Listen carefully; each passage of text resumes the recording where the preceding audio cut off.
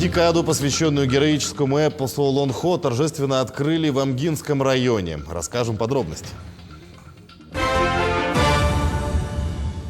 Декаду, посвященную героическому эпосу Лонхо, торжественно открыли в Амгинском районе. В рамках декады ежегодно проводят смотры и конкурсы исполнителей Лонхо для всех возрастных категорий. В последние годы набирает популярность исполнение среди молодежи.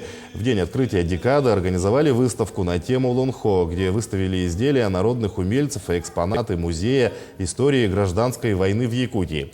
Основная цель декады – начало подготовки к проведению Сэха Лонхо в 2024 году в Амгинском районе.